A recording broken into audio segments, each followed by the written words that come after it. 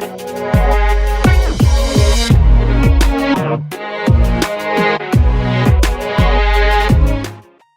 hey guys, what's up? This is Ezekiel, and today in this video I'm going to give you guys 2 actual useful tips for Animal Crossing Pocket Camp. Now what I mean by that is that if you follow these 2 tips, the gameplay becomes much easier for you in terms of being efficient with requests for animals, leveling up faster if you're trying to get to level 60 like I am, and overall the gameplay just becomes a lot better for you than it would have been otherwise if you didn't follow these 2 tips. And I'm aware that there are a lot of guides out there, like other videos, other web blogs and stuff, that give you a lot of like tips and guides and stuff, but for the most part they either don't explain it a lot or enough for you to really understand why it's a good tip, or some of the tips that they actually give you aren't really all that mind-breaking or really gonna make a whole difference to the gameplay anyways. So hopefully these 2 tips will change that for you, and you will notice it once you start really utilizing it. So we're just gonna go right ahead with the first tip right here, and that, my friends, is to never stockpile on fruits. So that includes apples, peaches, cherries, oranges, pears, and coconuts. So I'm just gonna give you guys a quick look at what I'm actually holding right here, and you can see for the most part, I don't have any other fruits other than the 3 cherries right there that are kind of sitting there. I'm not really sure where they came from, but I guess they're there. But for the most part, I actually have fishes, bugs, a couple of shells here and there. That's really what's dominating my inventory space right here. And I'll explain a little bit more of that, why that is, as the tip goes ahead right here. So let's just go to the Breezy Hollow right here, and I'll try to explain further why you should not collect fruits and put them in your inventory space. So as you can see right here, some of these trees, actually all of these trees right here, have extra fruit just sitting on the ground right here. You might be thinking, why is that?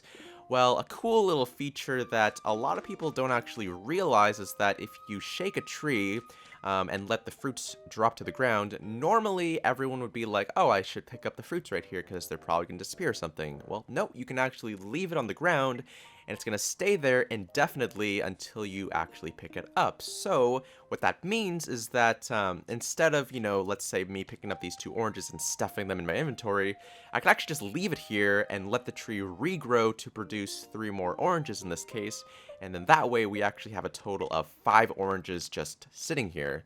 So if you think about it, instead of having that 5 oranges just sitting in my inventory, using up all that space, it could actually just chill here, and I could just pick it up whenever I actually need it. So with that logic, let's get a little bit mathematical here.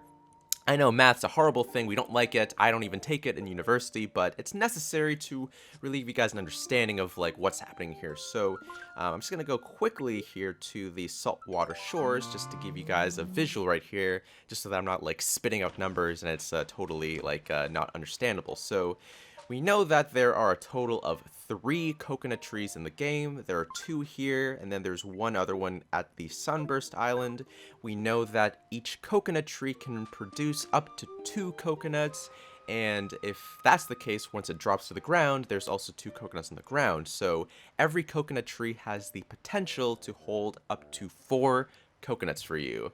And if we know that, then all we have to do is times that number by 3, because there's 3 coconut trees in total in the game, and we get a total of up to 12 coconuts that you could potentially have just kind of chilling in your world, just not doing anything, available for you when you need to pick it up. So let's try to remember that number 12, and we're going to come right back to that with the, after we're done talking about these trees right here. So for the other trees, we know that there are 7 trees in total, which include apples, peaches, etc. So there are 2 on the island right here, the Lost Lure Creek, and then there are 5 here at the Breezy Hollow. We know that every tree here can produce up to 3 fruits, so you can see right here there are 3 peaches right here, and if that's the case, that means it can also drop up to 3 fruit on the ground, as you can see with the cherries right there. So with that sense, we can see that every tree can hold up to a max of 6 fruit. So if we times that number by 7, since there's 7 fruit trees in total, as we mentioned, that makes a total of 42 potential fruits that you could pick up. So there's 12 coconuts and there's 42 fruits. If you add those together, you get an absolute potential total of 54 space. Now, if you think about that, that's a lot of space that you're saving by just not picking up the fruits right there, because if you think about it, let's just go back to right here. Imagine if I had the extra like 54 fruits just kind of stuffed into my inventory right here. That means I would have less storage for, other things like fish or bugs or like rare things, which I have right here. And it's just not, why would you need to put that much more space into your inventory when you can just let the game itself hold it for you, so that way you can hold other things? So you might think that, yeah, that's kind of neat. You can have an extra 54 total space with, the rest of the trees and stuff, but why would you not still want to pick it up, even if you just wanted to sort of stockpile things? So, like, let's say there's a request and they're asking for 3 apples. You could just have it on hand and then give it to them, right? Well, that's true, but consider this. You know that with all the trees, if you ever need a fruit, it's right there for you, provided that it's, grown and on the ground or stuff like that. When it comes to fish or bugs, though, it's sort of a bit of a chance game. So let's say, let's see, let me actually look for this guy right here. Let's say that hamster dude wanted like 3 squids versus like 3 apples.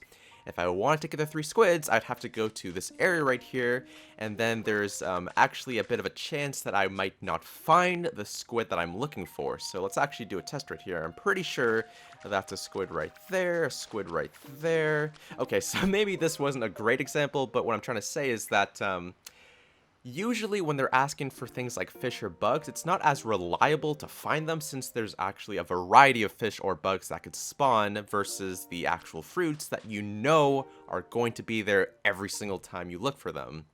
So if you put it into that perspective, if you have a bunch of fish and bugs in your inventory already, it just makes it a little bit easier, so that when you're doing a quest, you don't have to go fishing and be like, I can't find like that one squid and I'm only finding like horse mackerel, or vice versa. If you're like, I need that horse mackerel, but there's only freaking squid in there, it's like, just a little bit annoying that way. So it just makes sense to have those fish and bugs in your inventory already and not the fruits, since the fruits are always available to you and it's just really easy to get to them.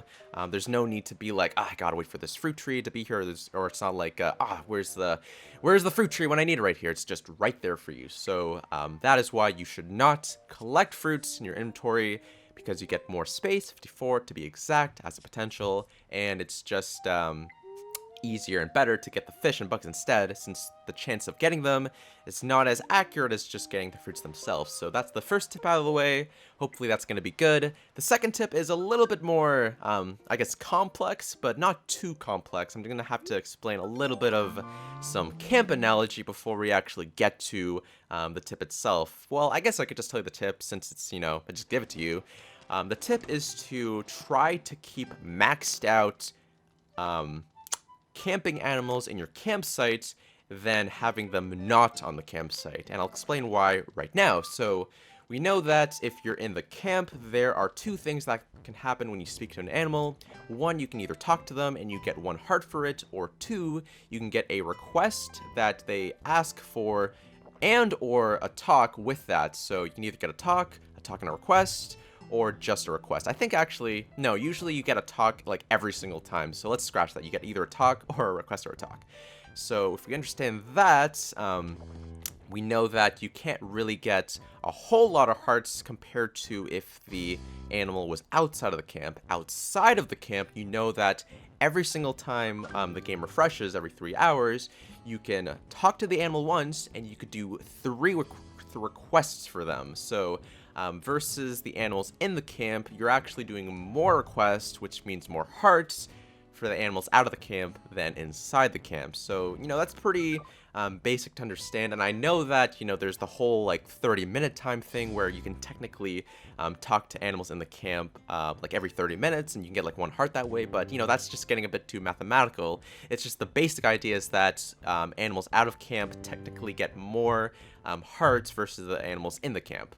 So with that logic set aside right there, we can now look at the concept of like the maxed out animals. So let's say, well, let me just show you guys right here. It's always good to show examples. So in my current camp right here, I have, let's see, 6 maxed out animals that I'm not able to level up any further. And then the other 2 are just Goldie and Apple that I'm currently still working to max out. So by me keeping these maxed out animals in my camp, it's going to eliminate the chance of them from actually appearing on the map right here. And why is that a good thing? Well, if that's a good thing, because we've already established that once we have animals out of the camp, you can get more hearts from them versus if they're inside the camp. So by keeping the maxed out animals inside your camp, you're actually giving yourself a better chance to increase other animals that aren't maxed out yet to a really high potential by giving them like the most possible hearts versus if you actually kept them in your own camp. And let's see, sorry, I had a thought in my head, like it just kind of went away. Yeah, so by keeping the maxed out animals inside the camp, you can see everyone else that isn't maxed out and work on their levels. And so if you kept the maxed out animals out of the camp though, so if we looked at it backwards, that means whenever the 3 hours refreshes, there's always the chance that that maxed out animal could appear in any one of those 4 locations. And then you're just like, oh shoot, now I gotta do like these requests and stuff, and you still get stuff and whatnot, which is not bad. It's just that you're sort of wasting it because you're not actually pushing their friendship levels anymore since they're maxed out. So basically, to summarize it, it's just easier and better to keep the maxed out animals in the camp as much as you can, and then that gives you the highest chance to see every other animal that you're trying to level up outside of the camp. Just like that. The only time you want to remove the maxed out animals from your camp though is when you're working on amenities. So in this case, I'm currently making let's see, what's this one called right here? I haven't memorized the names. I've been playing this game for a while, but I don't even know the names. The half pipe right here, right? So when you're making amenities, that's the only time you're gonna change your animals, or you want to change your animals out of the camp. So once the amenity finishes, you want to go to your contacts, switch all the maxed out people, bring back other characters that aren't maxed out, so that way when the amenity finishes, you're giving the extra 5 hearts to those animals, and then, so you get the friendship up, and then you can switch them back with the maxed out animals, so just keeps things efficient. So that's pretty much the tip right there. So just to reiterate the 2 tips, first tip is to never collect fruits. Do not stockpile. So do not stockpile in a weird way. Just don't stockpile the fruits in your inventory, because the game itself gives you a potential of 54 total space that you can just utilize, and then that way you can keep more like fish and bugs in your inventory since they're harder to get in terms of chance and stuff when you're doing specific requests. And then the second tip, when you're keeping in maxed animals inside your camp, so that way you can fully utilize the chance to get other animals that you wish to max out better, since the maxed animals are in the camp and you won't see them outside the camp since they're in your camp. But again, just remove them once you're making amenities so that you can get the benefit from those amenities for other animals. So yeah, guys, that's pretty much the 2 tips that I want to give you. I know that there was a lot of explaining and stuff, and I'm sure that most of you guys are probably just like, yeah, that makes sense. I didn't have to go on like a total explanational rampage just to talk about like why, or give a lot of insight to each of the tips. But I just feel that, by me explaining them in decent detail, it gives you guys like a really good understanding on why they're useful and then why you would want to use them. So hopefully they are going to help you. If you use 2 tips, you can level up faster, get more efficient, etc, etc. And yeah, just hopefully everything goes well for you. So if you enjoyed this video, then hit that like button, comment, and subscribe. And if you want to add me in the game, just because why not, then here is my friend code right here. I believe it starts with a 3. That's actually all I know. Yeah, it starts with a 3 right here, so 3265, blah, blah, blah. So there it is. So you can add me in the game if you would like to. Who knows, I could visit your camp a couple of times. I might give you kudos, buy your stuff, just because why not? But yeah, so hopefully all's good. And actually, yeah, in the comment section, actually, if you have any more tips that you have that you think would be, useful to share and stuff, feel free to do that as well, just because, why not? Giving tips to everyone is always a good thing. But yeah, so thanks for watching, guys. Hope you enjoyed, and I will see you guys in the next video. Thanks for watching. Woo!